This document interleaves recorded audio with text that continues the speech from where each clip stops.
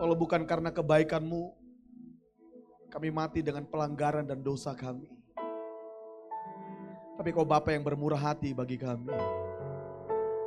Oleh darah-Mu Engkau layakkan kami Tuhan. Engkau ampuni dosa kami. Engkau angkat setiap pelanggaran kami.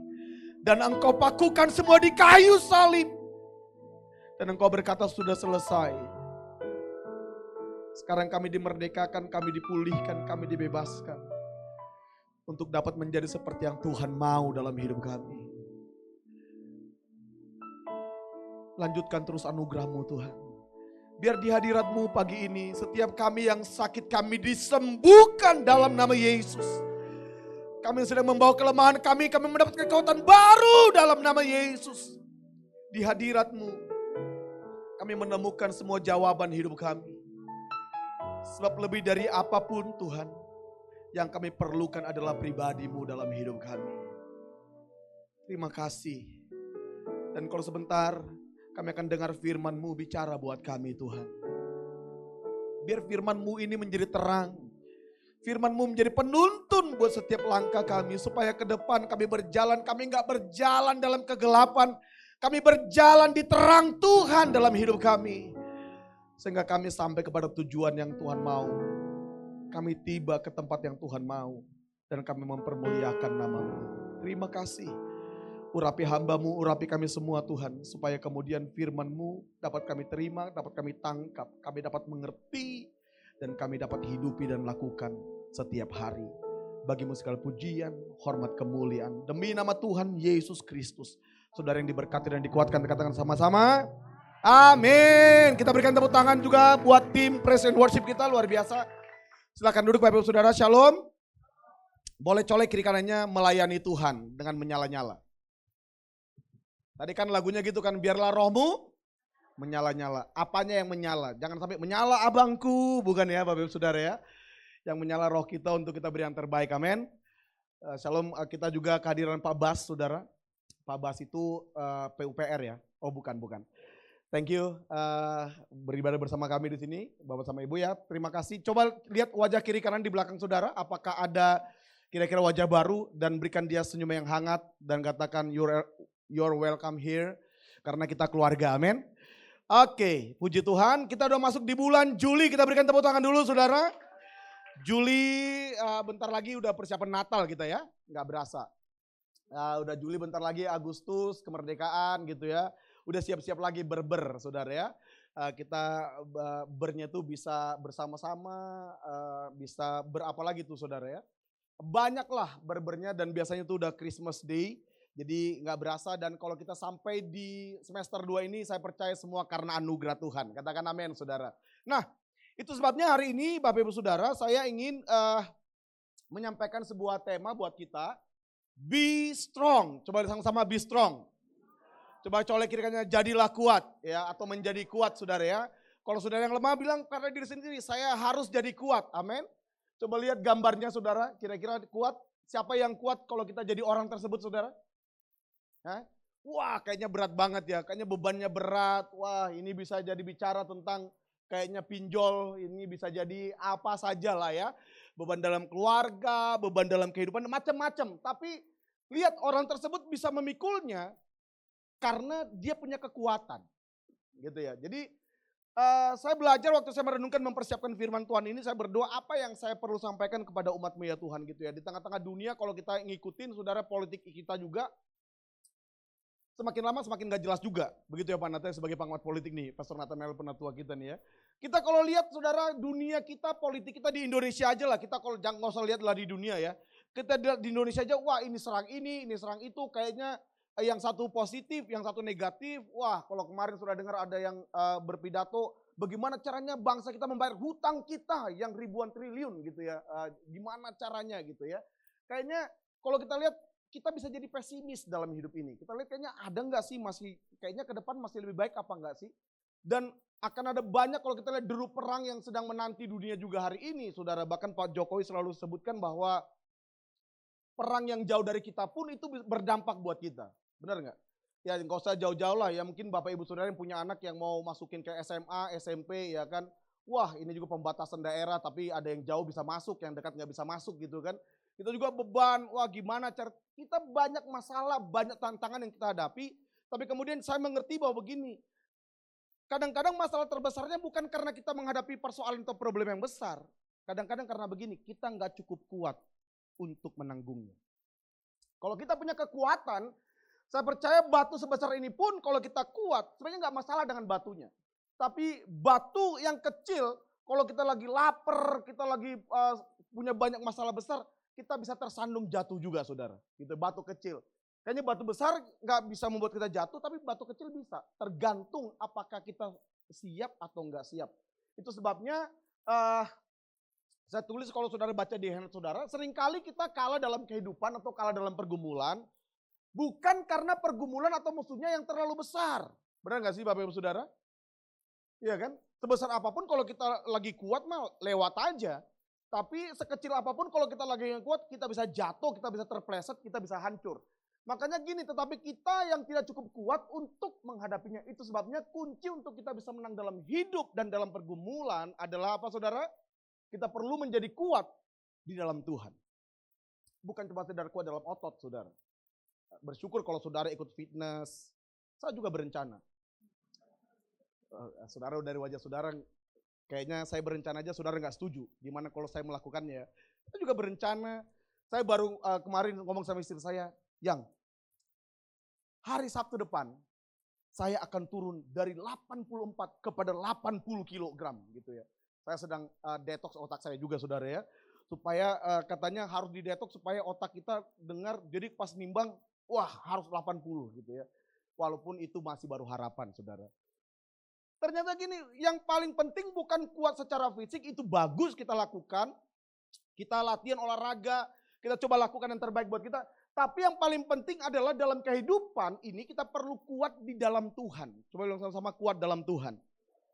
Nah hari ini kita akan belajar Bapak Ibu Saudara, bagaimana kita akan belajar dari kisah kehidupan seorang nabi yang bernama Nabi Elia, waktu dia lemah dan waktu dia kuat. Gitu ya. Ternyata kita semua tokoh-tokoh di Alkitab dicatat buat kita sebagai pembelajaran, sebagai peringatan buat kita. Supaya begini kan katanya, bahwa orang pintar itu belajar dari pengalaman, itu orang pintar. Makanya ada sebuah quotes yang bilang, pengalaman itu adalah guru besar, ya luar biasa. Katanya guru yang baik. Tapi katanya kalau orang bijak, dia belajar dari pengalaman orang lain. Kita nggak perlu mengalami baru kita belajar. Dari pengalaman orang lain pun kita bisa belajar, amin. Makanya saya sedang mempersiapkan saudara menjadi orang-orang bijak. Supaya kita belajar, kita nggak perlu ngalamin, tapi kita belajar dari pengalaman Nabi Elia waktu dia lemah dan waktu dia kuat. Dan apa yang terjadi waktu dia lemah dan apa yang terjadi waktu dia kuat. Masalahnya sama, tantangannya sama, ternyata gini. Yang paling penting adalah kesiapan pribadi kita. Nah, kalau kita baca Bapak Ibu Saudara dalam 1 Raja-Raja pasal 19, saudara bisa buka dalam kitab saudara bisa baca di dalam 1 Raja-Raja 19 ini adalah ini kisah tentang bagaimana Nabi Elia, bahkan kalau saudara bisa membaca di pasal 18, dia baru melakukan perkara-perkara yang hebat, dia panggil api, lalu kemudian dia dipelihara oleh seorang janda, bahkan sebelumnya lagi dia dipelihara oleh burung gagak. Bayangkan burung gagak itu pemakan daging saudara, tapi saudara bisa tahu Tuhan bisa pakai burung gagak untuk pelihara Elia, seorang nabi Tuhan, di tengah-tengah kelaparan yang hebat, justru burung gagak yang pemakan daging, pemakan ikan, tiba-tiba nggak selera lihat ikan. Nggak selera lihat daging, waktu dia lihat ikan, dia bawa ikannya, dia kasih kepada Nabi Elia. Supaya Nabi Elia terpelihara, dia makan ikan, dia makan daging, dia makan roti. Siapa yang pelihara? Burung gagak. Makanya dulu hamba Tuhan selalu pasti ada burung gagak. Kadang-kadang kita jadi lupa Tuhannya yang ingat burung gagaknya gitu ya. Jadi Nabi Elia ini punya pengalaman yang spektakuler dengan Tuhan. Kelaparan, dari janda yang miskin, dia membangkitkan anak seorang janda. Dia hebat pengalaman rohaninya. Tapi kemudian tiba di pasal 19, saudara, dia kemudian mengalami yang namanya kelemahan secara spiritual. Waktu dia baru melakukan KKR, kebangunan rohani, dia membunuh 850 Nabi Baal dan Nabi Asyera. Dia baru selesai eksekusi tuh. Dia baru show off kuasa Tuhan. Bagaimana tiba-tiba Tuhan datang dari atas bentuk api memakan persembahan yang dilakukan oleh Nabi Elia. Kemudian kan waktu kisahnya kalau saudara baca, nabi-nabi Baal itu sedang bertarung sama Elia dan berkata gini, Tuhan siapa yang hidup? Apakah Baal atau Tuhan yang saya sembah, kata Elia. Sekarang kita gimana caranya supaya semua jemaat ini tahu Tuhan mana yang hidup, Tuhan mana yang berkuasa. Sekarang kita persembahkan persembahan korban bakaran kepada Tuhan kita masing-masing. Kamu kepada Tuhan kamu, saya kepada Tuhan saya. Sekarang kamu duluan deh katanya. Kamu dibuat dan katanya semua nabi-nabi itu berkeliling, mereka menari-nari, mereka memanggil-manggil sampai sore tidak terjadi apa-apa. Jadi itu KKR yang luar biasa saudara. Tapi waktu udah mulai sore lalu Elia bilang ini giliranku sekarang. Dia kemudian membuat persembahannya di persembahan membangun mesbah. Lalu kemudian dia gali parit yang dalam. Lalu dia bilang gini, sekarang isi parit itu dengan air. Siram korbannya dengan air. Kalau cuma api biasa, kalau kita cuma pakai korek api biasa pasti matilah, nggak akan bisa gitu saudara ya. Hanya kuasa Tuhan yang bisa membakar korban persembahan itu. Dan terjadi kuasa Tuhan melahap semua persembahan Elia. Sehingga semua bangsa itu melihat bahwa gini, Tuhan yang kita sembah adalah Tuhan yang hidup. Katakan amin saudara. Tapi begitu selesai kejadian itu, kemudian seorang ratu dari ratu yang bernama siapa namanya? Isabel. Coba bilang sama Isabel. Saudara ngomongnya aja kita udah sebel kan? Ya enggak sih? Coba bilang Isabel. Ya sebel kita ngomongnya. Nah, Ratu Isabel ini tiba-tiba dia kasih ultimatum karena kemudian setelah peristiwa itu Nabi Elia membunuh semua nabi-nabi dari Baal dan juga Nabi Asyera yang dipelihara, dijaga oleh Ratu Isabel ini. Dan Isabelnya marah. Dan kemudian Isabelnya mengeluarkan sebuah ancaman, sebuah intimidasi, kata-kata intimidasi. Lalu dia bilang gini, sama seperti kamu membunuh nabi-nabi Baal itu dan Nabi Asyera itu, aku juga akan memperlakukan kamu demikian. Nah, ini yang terjadi. Coba kita lihat, kita kembali. Waktu Nabi Elia mendengar ancaman dari Ratu Isabel itu, dia sedang lagi tidak siap spiritualnya. Ternyata gini, pendeta juga manusia. Coba colek kiri kananmu, pendeta juga manusia. Jadi jangan sampai saudara menganggap pendeta itu selalu on fire, saudara. Ada juga nabi di Alkitab, nabi hebat juga, ternyata ada waktunya dia lemah juga.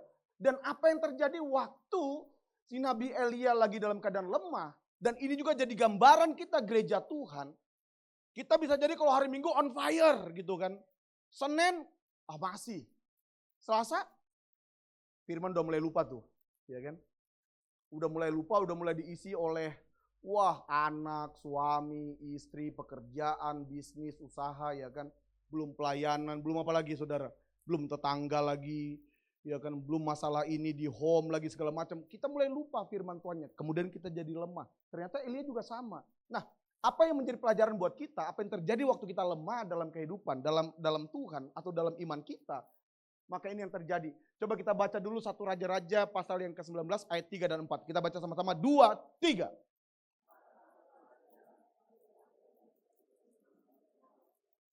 Dan setelah sampai ke Bersheba yang termasuk wilayah Yehuda, ia meninggalkan bujangnya di sana. Tetapi ia sendiri masuk ke padang gurun sehari perjalanan jauhnya, lalu duduk di bawah sebuah pohon arar. Kemudian ia ingin mati. Katanya apa? Cukuplah. Sekarang ya Tuhan, ambillah nyawaku. Sebab aku ini tidak lebih baik.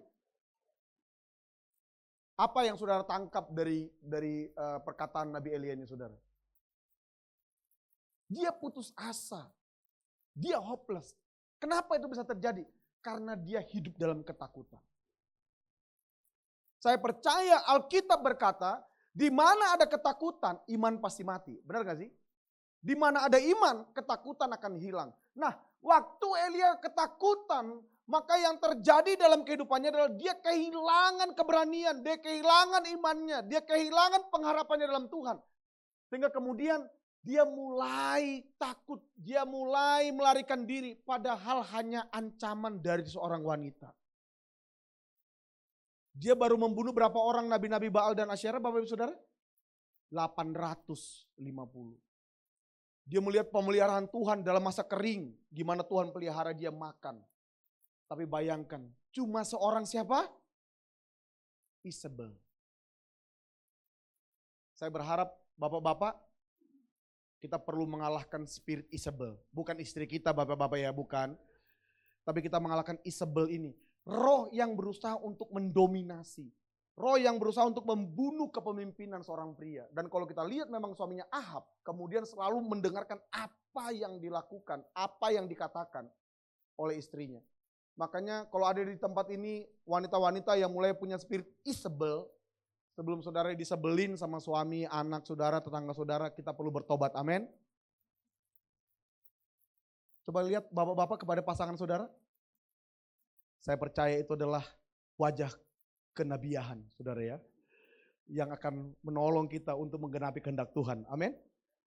Alkitab berkata bahwa dia mulai takut, makanya gini, waktu iman lemah maka ketakutan yang akan menguat. Ini prinsipnya, waktu iman lemah, ketakutan mulai menguat. Makanya kalau saudara mulai takut, itu alarm buat kita bahwa gini, iman kita sedang apa? Sedang lemah.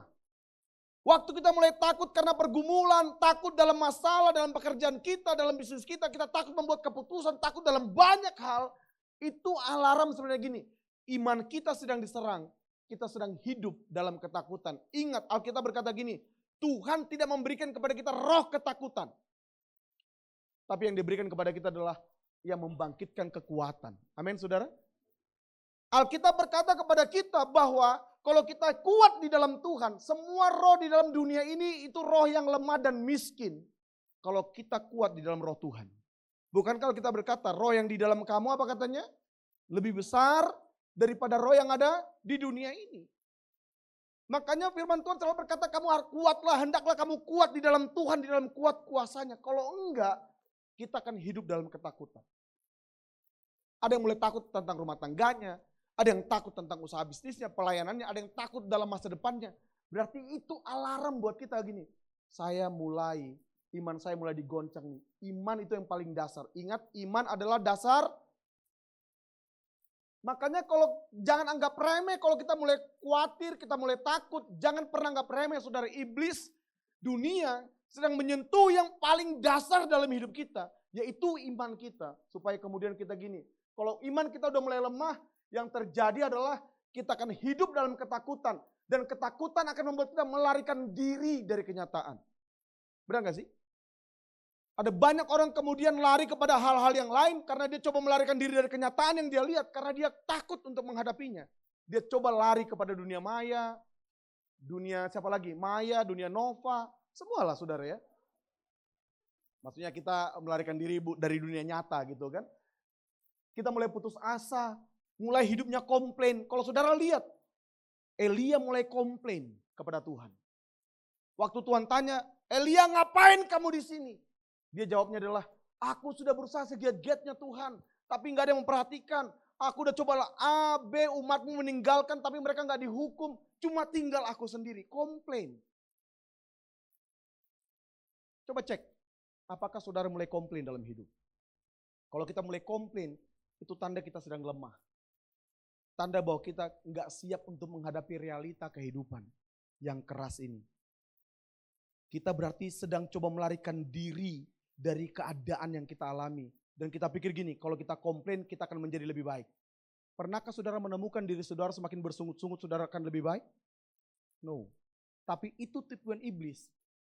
Kita pikir kalau kita udah komplain, kita kayaknya tumpahkan semua isi hati kita. Kita pikir itu membuat kita lebih baik. Padahal akan membuat kita semakin lebih lemah. Itu tipuan iblis terbesar. Membuat kita komplain. Membuat kita bersungut-sungut. Membuat kita terus, apalagi. Banyak hal, kayaknya kita selalu ini kita protes, itu kita protes. Semuanya kita protes. Sehingga kita lupa untuk bersyukur bahwa gini. Sebenarnya Tuhan tidak pernah tinggalkan kita. Amin. Makanya waktu kita mulai ketakutan. Yang terjadi iman kita lemah. Kita pasti akan lari ke sini nih, melarikan diri, mulai putus asa, mulai nggak melihat lagi jalan Tuhan dalam hidup kita, mulai melihat semuanya gelap kayaknya, kita mulai ingin mati. Udahlah Tuhan, cepat-cepat datanglah Tuhan. Kapan sih Tuhan datang yang kedua kali nih? Tuhan mau kita di bumi, kita maunya di sorga. Ya kan? Saya mau tanya sama saudara, siapa yang taruh kita di bumi? Tuhan. Saudara maunya kemana? Jangan ada dusta di antara kita lah. Ya kan? Kita maunya kemana saudara? Ke sorga kan?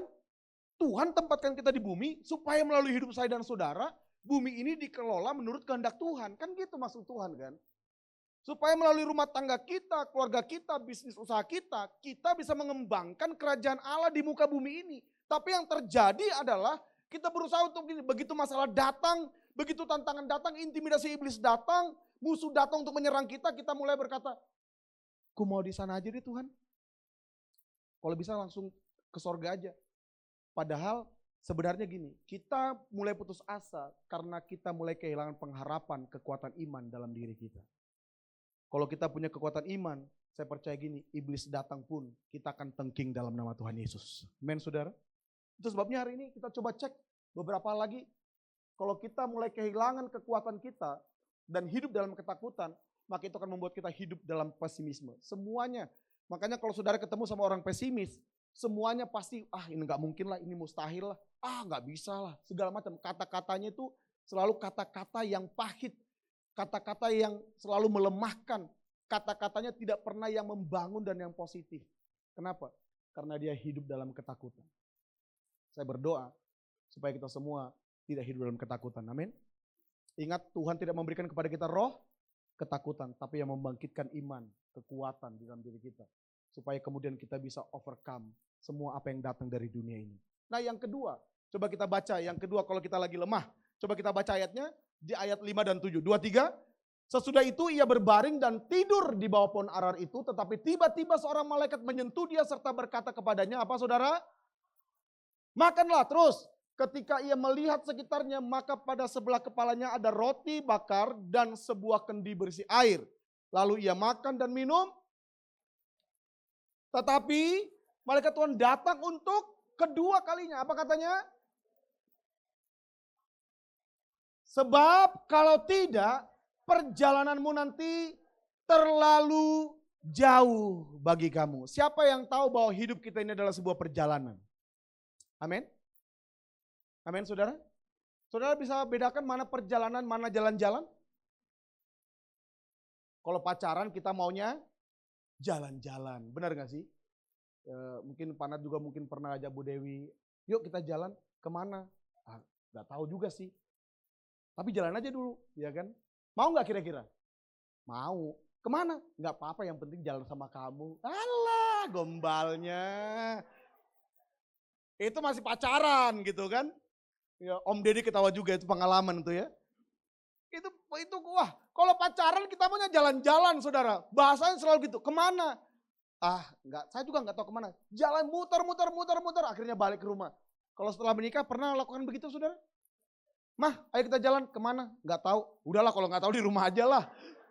Iya enggak sih? Itu bukan pengalaman saya saudara ya. Dialami oleh istri saya. Nah, hidup ini perjalanan. Apa sih perjalanan? Artinya gini, bahwa setiap hidup kita itu punya tujuan. Bedanya perjalanan dan jalan-jalan. Perjalanan punya tujuan. Jalan-jalan yang penting kita happy. Makanya kalau masih pacaran itu pokoknya maunya jalan-jalan aja. Tapi begitu menikah jarang jalan-jalan, jalan terus hidupnya gitu ya. Tagihan jalan terus, pekerjaan jalan terus gitu kan. Karena kita perjalanan itu punya tujuan. Itu sebabnya begini Bapak Ibu Saudara. Kalau kita nggak punya kekuatan, kalau kita dalam keadaan lemah, udah pasti gini, tidak sampai pada tujuan Tuhan. Seringkali gini, kalau saudara menghadapi masalah dan engkau terus menghadapi tantangan di depan, dan engkau belum melihat hal yang baik terjadi, saya mau bilang, itu belum ujung dari perjalananmu. Sebab ujung dari perjalanan kita bersama dengan Tuhan, itu selalu hari yang baik. Katakan amin saudara. Kalau kita belum menemukan yang baik dalam ujung perjalanan kita, berarti itu belum ujungnya. Berjalan terus, jangan berhenti. Kenapa banyak kali kita nggak menemukan semua yang terbaik yang Tuhan janjikan, karena kita berhenti di tengah jalan, kita nggak sampai kepada tujuan Tuhan, karena kita nggak punya cukup kekuatan untuk berjalan. Saya percaya bahwa gini, perjalanan membutuhkan yang namanya stamina rohani. Apa yang perlu, karena terlalu jauh itu punya arti begini, butuh stamina rohani untuk sampai kepada tujuan. Makanya Elia disuruh apa saudara? Makan, coba bilang sama makan. Tolong please, Bapak Ibu Saudara, makan itu penting. Amin. Yang penting makan sehat. Banyak boleh, asal jangan nambahnya jangan kebanyakan juga gitu ya. Tapi makan itu penting, kenapa? Makan itu akan memberikan kepada kita kekuatan, mempersiapkan stamina buat kita untuk kita bisa sampai kepada tujuan Tuhan dalam hidup kita. Jangan berhenti, ada banyak orang hamba Tuhan pelayanan berhenti di tengah jalan, kecewa, dia marah, dia mundur ke belakang. Kenapa? Karena dia gak cukup kekuatan untuk dia handle punya perasaan. Dia punya handle, dia punya situasi dan keadaan. Sehingga kemudian gini, dia gak sampai kepada tujuan Tuhan, dia berhenti, dia mundur, dia kecewa. Dan dia gak sampai untuk menggenapi apa yang menjadi kehendak Tuhan. Kenapa? Gak punya cukup kekuatan. Kita lemah di perjalanan. Ingat dalam perjalanan ini akan ada banyak godaan, ada banyak tantangan, akan ada banyak intimidasi yang akan kita lewati. Kita perlu kekuatan, kita perlu kuat dalam Tuhan. Supaya kita bisa finishing well sampai kepada tujuan Tuhan. Amin. Tanpa kekuatan Tuhan, kita pasti fail. Kita pasti gagal. Percayalah, kita bisa pintar, kita bisa punya uang, kita bisa punya jabatan. Tapi percayalah kalau kita nggak kuat dalam Tuhan, kita pasti gagal.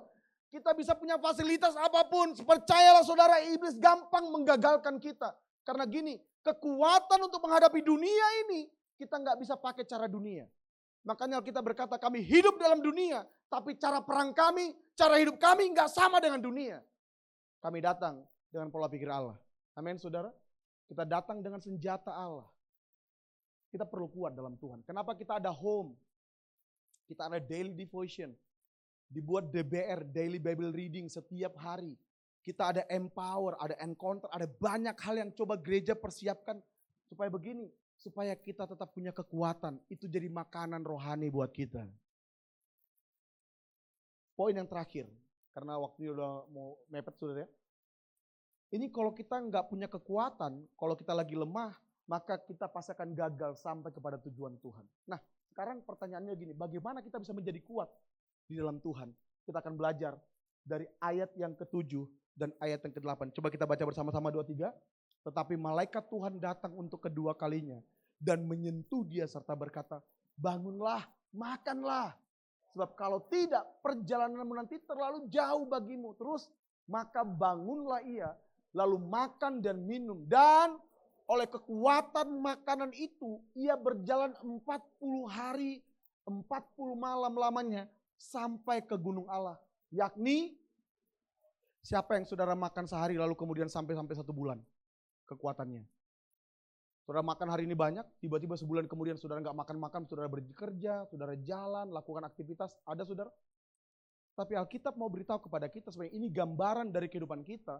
Begitu kita makan dan minum yang Tuhan siapkan buat kita, dan kita menjadi kenyang, itu menjadi kekuatan untuk kita sampai ke gunung Allah dan berjumpa dengan Tuhan di sana. Amin. Apa makan minum yang terbaik dalam hidup kita? Apa sih makanan yang terbaik yang buat kita bisa kuat untuk menghadapi semua tantangan? Elia kemudian dia tidak takut lagi dalam hidupnya, dia tidak terintimidasi lagi. Dia kemudian punya kekuatan untuk dia menghadap Tuhan dan dia mendapatkan apa yang menjadi suara Tuhan dalam hidupnya. Dia mulai kenyang dalam rohaninya, kenyang dalam tubuhnya. Makanya saya kasih kenyang dengan perkataan Tuhan atau firman. Kita mau belajar saudara. Boleh dibuka dalam Matius 4. Karena gini, firman Tuhan adalah makanan untuk rohani kita.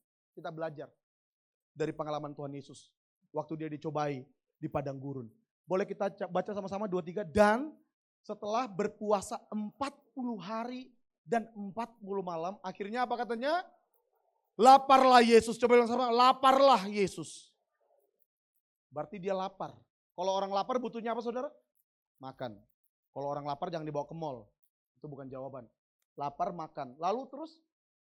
Lalu datanglah si pencoba atau si iblis itu dan berkata kepada, jika engkau anak Allah, perintahkanlah supaya batu-batu ini menjadi roti katanya. Wah, Ini mulai mencoba ini. Nah, apa kata Yesus menjawab dari iblis? Kita baca ayat yang keempat. Ada tertulis, manusia hidup bukan dari roti saja, tetapi dari setiap firman yang keluar dari mana, saudara? Dengan kata lain bahwa begini, roti memang makanan kita, nasi makanan untuk tubuh jasmani kita. Tapi ada sisi lain dalam hidup ini yang perlu dikasih makan, roh kita.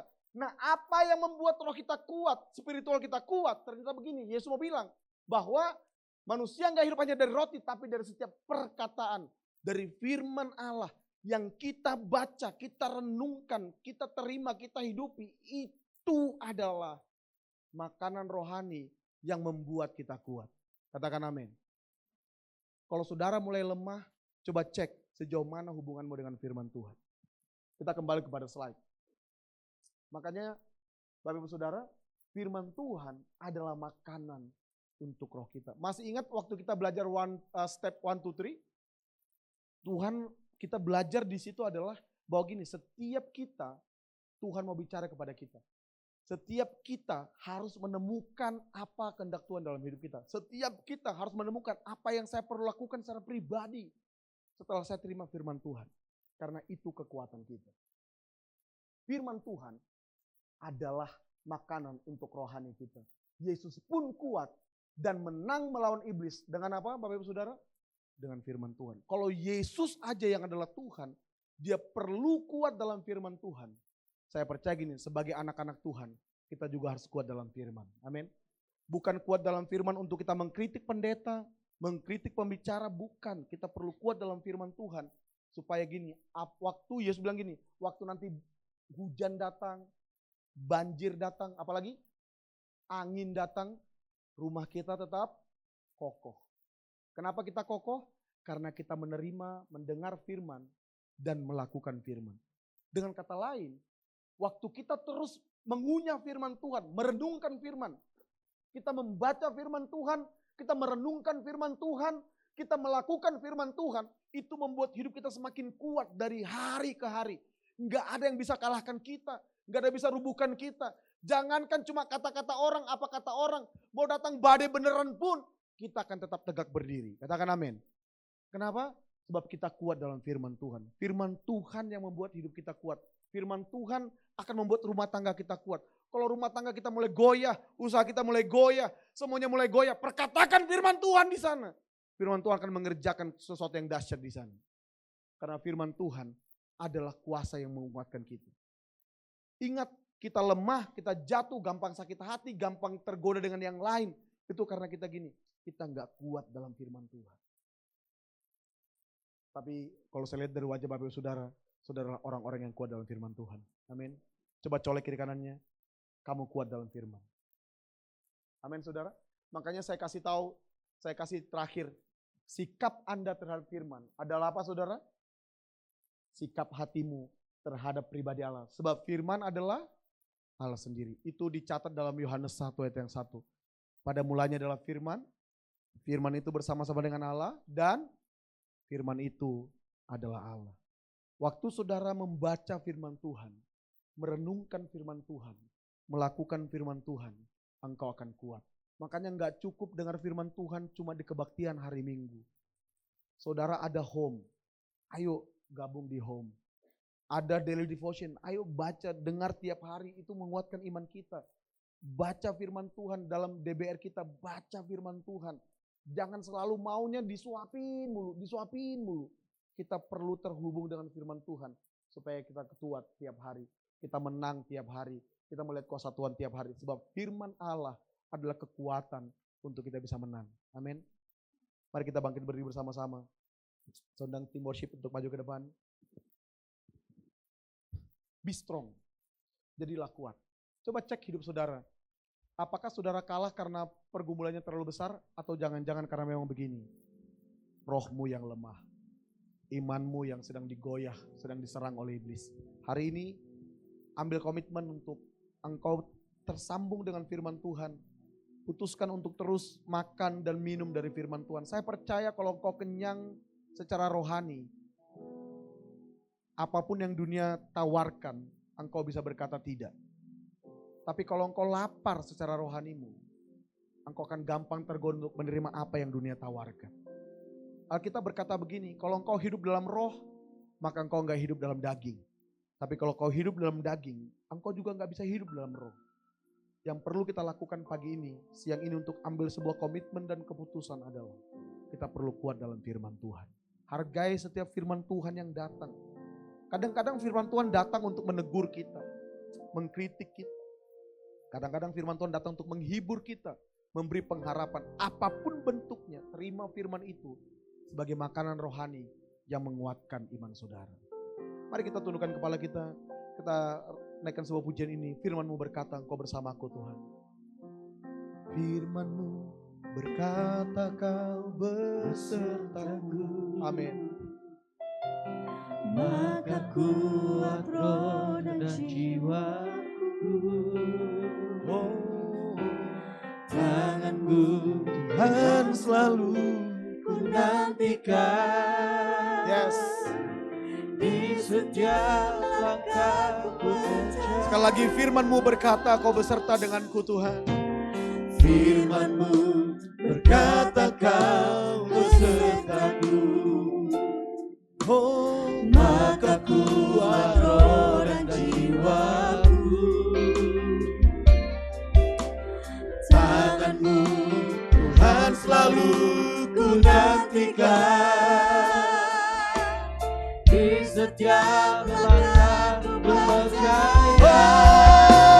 Dengan sayapmu ku akan terbang tinggi di tengah badai hidup. Ku tak menyerah, kata kekuatan dan perlindungan bagiku. Pertolonganku di tempat maha tinggi. Ku mengangkat tanganku, aku berserah. Kau ku nantikan, Kau yang ku sembah, Yesusku. Dengan sayapmu, amin, amin, amin. ku akan terbang. Bawa kami terbang lebih tinggi bersama-Mu Tuhan. Badai hidup, Kami gak dihancurkan oleh badai, kami terbang mengatasi badai kami. kekuatan dan perlindungan Bagiku pertolonganku di tempat maha tinggi. Ku mengangkat tanganku dan aku berserah. Kau nantikan, Kau yang ku sembah, Yesusku, Allahku. Bapak Ibu Saudara, bolehkah sebelum kita menerima perjamuan hari ini, kalau engkau mulai lemah, engkau mulai komplain, mungkin ada di antara kita mulai melarikan diri dari keadaan kita, situasi kita, hubungan-hubungan kita hari ini. Itu tanda bahwa iblis sedang menyerang yang paling dasar dari hidup kita. Dia serang iman kita supaya kita lemah. Tapi pagi ini ada solusi dari Tuhan. Kita perlu kenyang dalam firman Tuhan. Kita perlu kuat di dalam Tuhan. Sebesar apapun masalah situasi kita hari ini, percayalah kalau engkau kuat di dalam Tuhan, tidak ada satupun masalahmu yang bisa menghancurkanmu. Justru setiap masalah itu akan menjadi batu lompatan untuk engkau melihat engkau terbang lebih tinggi dari sebelumnya. Karena Tuhan bersamamu. Karena engkau gak pernah sendiri. Yang perlu kita putuskan hari ini adalah mulai belajar mencintai firman Tuhan. Mulai bangun rasa haus dan lapar lagi akan firman Tuhan. Mulai merenungkan firman Tuhan, mulai terima firman Tuhan sebagai perkataan Tuhan yang menguatkan hati dan roh kita. Menguatkan iman kita. Supaya kita tetap kuat berjalan sampai kepada tujuan Tuhan. Jangan berhenti. Kalau ada mungkin dari saudara mulai menyerah, jangan berhenti. Sebab di depan Ada janji Tuhan yang lebih baik, yang Tuhan sudah siapkan buat saya dan saudara. Jangan berhenti. Sekalipun berat, jangan berhenti. Kalau engkau mulai lemah, jangan berhenti. Datang kepada firman Tuhan. Berseru kepada Tuhan. Alami lagi Tuhan. Buka hatimu dengan kerendahan hati dan berkata, Tuhan isi hatiku dengan firman-Mu. Terangi hatiku dengan firman-Mu. Biar firman memberikan aku hikmat. Firman memberikan aku roh yang bijak. Firman-Mu akan membuka jalan, akan menjadi terang. Dia akan menjadi pedang roh buat kita untuk menghadapi musuh-musuh kita di depan. Biar hari ini waktu kita nanti terima perjamuan, hati kita siap sebab kita kuat di dalam Tuhan. Mari naikkan lagi pujian ini dan berkata, dengan sayap-Mu aku akan terbang tinggi. Biar ini menjadi doa kita bersama-sama di hadapan Tuhan. Dengan sayap-Mu